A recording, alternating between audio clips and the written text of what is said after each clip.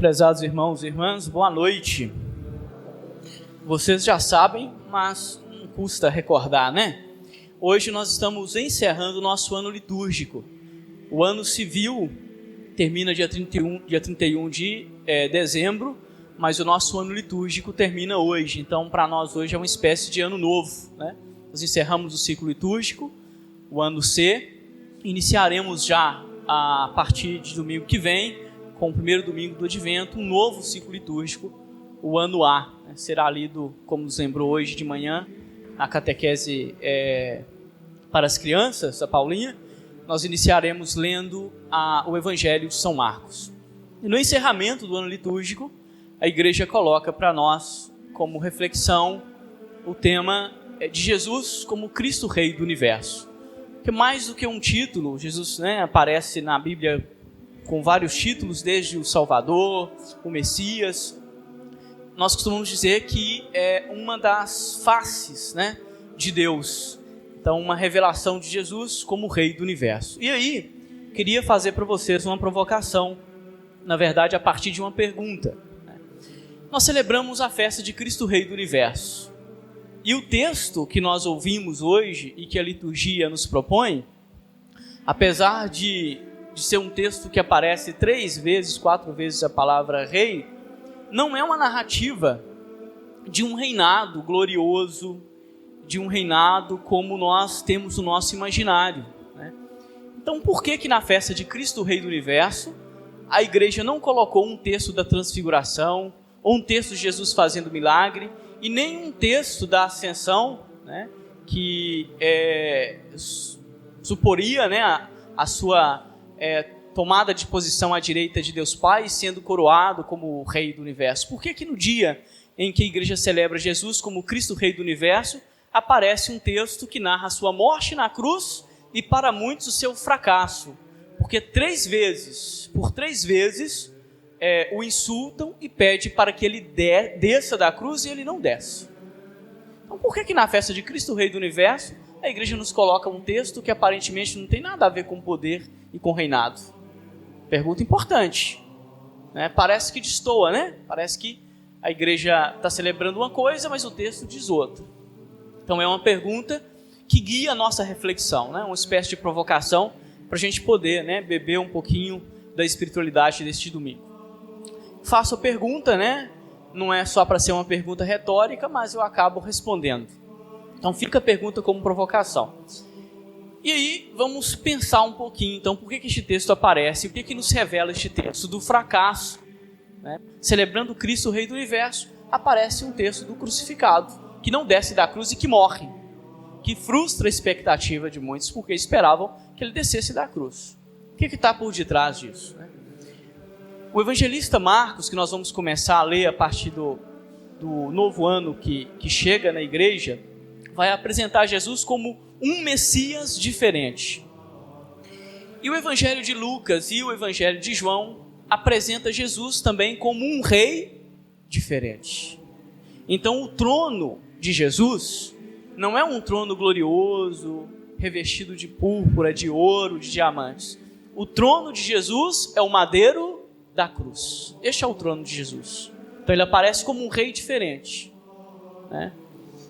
E aí, esses insultos que hoje nós ouvimos no Evangelho têm todo um sentido, Nós ouvimos por 3 vezes alguém dizendo assim, se você é muito bom, você é o rei de Israel, então desça daí. E o povo dizia, a outros salvou, não é isso? Mas não foi capaz de salvar-se a si mesmo. Jesus poderia ter descido da cruz, não é verdade? Sim ou não? Como Deus, claro. Poderia ter transformado pedra em pão, e não o fez. E por isso ele aparece como um rei diferente. E qual é a diferença do reinado de Jesus e deste poder, que nós atribuímos ao Senhor? É que o poder de Jesus aparece sempre como um serviço. Vocês nunca vão encontrar no Evangelho Jesus usando o seu poder em benefício próprio. Por isso que é um reinado diferente. E aí, quando a gente pega o Evangelho de São João, Pilatos está dialogando com Jesus e ele quer saber de onde Jesus vem. Pilatos pergunta várias vezes, né, se ele é ou não rei, e tem um momento que ele dá uma resposta, e ele diz: o meu reino não é deste mundo. O meu reino não é deste mundo. E isso é muito importante para a gente, né? Quando a gente olha para o texto de hoje, mais do que ver o fracasso de um homem morrendo na cruz, o que está por detrás é a manifestação de um poder diferente, né?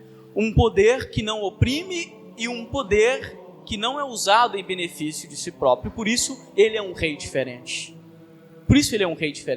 Né? Então não faz sentido descer da cruz. E é muito interessante quando a gente escuta, né, a frase dos que estão ao redor da cruz dizendo: a outros salvou, mas não a si mesmo. Este é o poder de Jesus, né? Isso é muito bonito e importante para nós, né? E aí, quando a gente pensa neste poder que aparece como serviço na figura de Jesus, nós somos capazes, né, ou pelo menos somos convidados a repensar também como que nós exercemos os vários poderes que nós temos, que são pequenos ou grandes poderes, dependendo de onde nós estejamos, né? Mas o poder de um pai, por exemplo, sobre o filho, é uma forma de exercício do poder, se este poder aparece como serviço ou não, né? O poder de um chefe de departamento sobre seus funcionários, se isso aparece ou não como um poder que serve, né? Eu acho muito bonito, apesar de que as pessoas tenham uma resistência em pensar nisso, o quanto o cristianismo humanizou as nossas relações. E como essa intuição do poder como serviço aparece na nossa estrutura social de uma forma muito bonita e por força dessa intuição do cristianismo. E a gente estava conversando sobre isso hoje nas celebrações de manhã, e eu dava um exemplo, né, para vocês verem como que a gente não percebe, mas como que isso faz parte do nosso imaginário, graças a essa revelação em Jesus Cristo. Quando vocês fazem um concurso público e passam, vocês são chamados de quê? Servidores. Servidor público. De onde vocês acham que vem essa intuição? Do ethos cristão. É daí que vem, né? O cristianismo foi capaz de humanizar as nossas estruturas, ou pelo menos de colocar intuições que humaniza. Bom, eu quero acreditar e conheço muitas pessoas que fazem jus a este nome, que são realmente servidores públicos, que não usam o poder que têm para oprimir, mas para servir. E aliás, a gente quase nunca fala disso. Eu sei que tem muitos servidores públicos que gostaria que vocês pudessem dar uma salva de palmas para eles, para que continuam, e elas, né, exercendo o poder como serviço. E vocês que são servidores públicos, sejam vocês do legislativo, judiciário, executivo ou da segurança pública, recordem disso. Servidores públicos, né? Lá onde vocês estão, o poder que vocês possuem deveria ser um poder que serve e não que oprime. É um poder que serve. E isso é o fundamental da ética cristã. E aqui, o que tem que ser dito, né? A gente sempre brinca, eu não fui ordenado para falar coisas que vocês querem ouvir. Não é essa a minha função aqui. E digo isso olhando para vocês com toda a sinceridade, com todo o carinho, mas com toda a firmeza. É muito bonito isso, né? Tem um autor, acho que não está traduzido no país, eu li em outro idioma, mas é um teólogo francês chamado Christian de Kock. Ele vai falar para a gente que o problema dos reinados deste mundo é que eles estão sofrendo de uma doença que ele chama de patologia messiânica. Patologia messiânica. E ele vai dizer que essa doença dos reinos deste mundo aparece em dois movimentos. O primeiro movimento é um movimento que tem a ver com aquele que usa do poder que tem para se servir ou oprimir. Então são as carteiradas, as frases, sabe com quem que você está falando, né? A gente também chama isso de síndrome do pequeno poder, né? Alguns, não é isso? Neste departamento mando eu. Eu não mando na cidade não, mas nessa rua eu mando. Não mando fora não, mas aqui mando eu. Patologia messiânica é o uso do poder para se servir ou oprimir. E o segundo movimento ele chama de movimento da revanche, que é quando o opressor, o oprimido, se torna opressor. Então ele diz assim, hoje você está por cima, mas um dia você vai estar por baixo, e quando eu estiver por cima, você vai me pagar. Mas quando eu chegar lá, você vai ver, você vai sofrer. Este não é o poder revelado por Jesus. Isso para nós, segundo o Christian de Koch, faz parte de uma estrutura perversa. Cuidado, tá? Está no coração de todos nós essa possibilidade. Dentro da igreja também existe. A gente começa a falar da nossa casa, né? Também existe. Tristemente existe um poder que oprime. Isso é patológico, isso é doentio.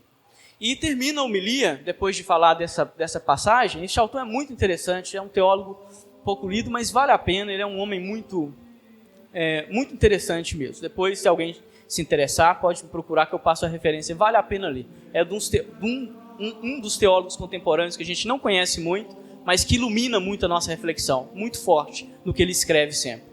E para terminar a homilia, eu queria focar os dois últimos versículos que nós lemos e ouvimos do Evangelho. Notem que o rapaz que está morrendo perto de Jesus, né, chamam de malfeitor, de ladrão, depende da tradução, ele reconhece que ele está sofrendo uma pena justa. Então ele diz assim, você não teme a Deus? Nós estamos passando por isso porque nós merecemos. Mas ele não merece passar por isso. E aí ele faz um pedido para Jesus, que é assim, Senhor, lembra-te de mim quando entrares no teu reinado. E Jesus responde assim, hoje mesmo estarás comigo no meu reinado? É assim que Jesus responde? Não. Jesus diz, hoje estarás comigo no paraíso. Parece bobo, né? Mas por detrás dessa frase também tem uma intuição muito importante. Eu diria que a principal delas a gente poderia formular assim, reinados, muitos de vocês poderão construir, paraíso só Deus oferece. Reinados, muitos de nós participamos e construiremos. Sua empresa pode ser um pequeno reinado, a sua casa, mas paraíso somente Deus oferece. O homem pede um reino e Deus oferece um paraíso. Um dos grandes problemas que nós temos é que nós ficamos buscando o paraíso aqui na terra. E aí a gente vai ficar frustrado o tempo todo. Porque paraíso só Deus oferece. E o reino dele não é deste mundo. Então não adianta vocês ficarem procurando perfeição aqui na terra, né? Todo reinado está fadado ao fracasso, porque é reinado de homens e mulheres que possuem limites. E nós precisamos aceitar isso como limite. Não tem governo perfeito, não tem reinado perfeito, não tem empresa perfeita, não tem família perfeita. Paraíso só Deus oferece. Então a gente diz assim, construam o reinado de vocês. Não tem problema nenhum. Jesus vai dizer no Evangelho de João, eu vim para que todos tenham vida e vida em... Trabalhem, ganhem o dinheiro de vocês, invistam na empresa, comprem seu terreno, tenham uma boa casa, um bom carro, não tem problema nenhum. Mas lembra que isto que você está construindo é um reino e não um paraíso.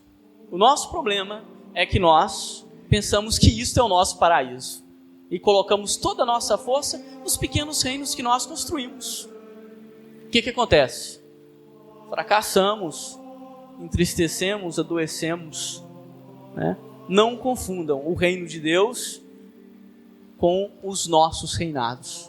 Aqui na terra, construam o seu reino, mas o paraíso só Deus nos oferece. Louvado seja o nosso Senhor Jesus Cristo.